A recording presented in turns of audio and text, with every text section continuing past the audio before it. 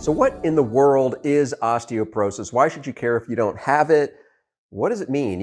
It is classified as a disease, but I actually don't believe that it is. It's just simply a deconditioning of bone. So anything that could be deconditioned can be reconditioned. So what it is your body hits what's called peak bone mass, the highest bone density you're going to achieve in your life, typically at about the age of 30.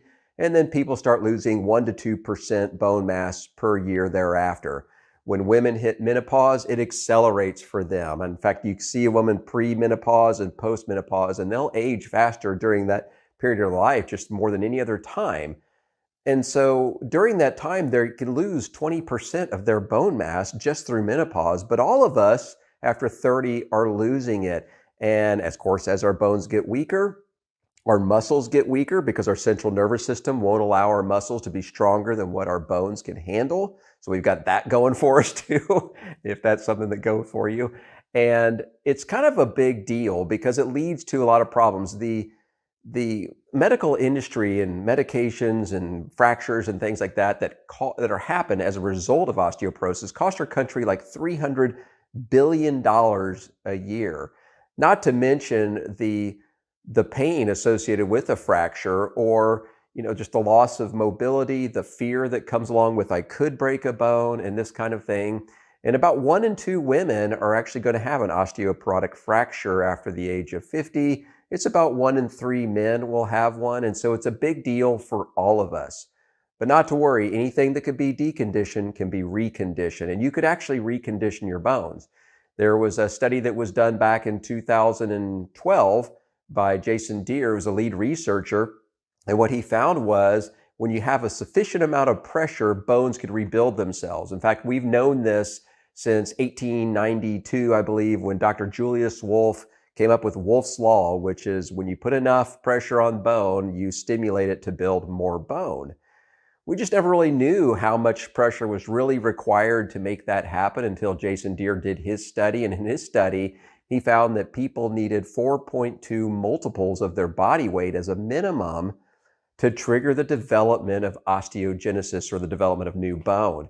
And so what he had people do was stand on high surfaces with an accelerometer attached to their hips. They would jump off a high surface and he would measure how much force they were able to generate, then would do a blood test to see whether or not they had actually triggered this effect. Anybody who got less than 4.2 multiples of body weight didn't see a triggering of this effect, right? And so you're thinking, wow, 4.2 multiples of body weight is pretty high. It's not that hard to get. You'd be surprised. You could jump off about 2 feet off the ground and get it, but it's still hard to get because your body will flex in order to diminish the amount of force on the ground. So the higher and higher I jump a surface, it's a lower and lower multiples of body weight I have found when I attached an accelerometer to my hips, because my knees would flex more. So it's kind of hard to do it, and frankly, not too safe if you're jumping off high surfaces. That's why we created OsteoStrong, because it enables people to experience these levels of force and much, much more without the impact. So you're not damaging your joints or any of that kind of thing. And you could actually see on the computer screens what kind of force you're able to generate. So you're hitting your trigger points to trigger your central nervous system to start building bone. Now, if you know me or heard anything about me, you know that I believe in supplementation. Supplementation can slow the rate of bone loss in people, and it's kind of a big deal. But when you go to OsteoStrong and you're triggering the stimulus to make your brain want to build bone, it's huge. But if you don't have the material there to build bone, then you don't get quite good of results as you'd like. So, you've heard about vitamin D3, calcium, magnesium, phosphorus. All these different minerals go to work together to help you build bone. And what a lot of people don't realize is that certain micronutrients compete with one another. So vitamin D3 and K2 actually compete for absorption. A lot of people take those things together with their multivitamin, thinking they're getting everything that they need. And so this is not something that you're going to find out there very readily. It's kind of a big deal. And so there's a lot of micronutrients that compete with each other. And I'll give you an idea of, you might have experienced this before. Have you ever taken a multivitamin on an empty stomach and it made you sick and you start feeling nauseous?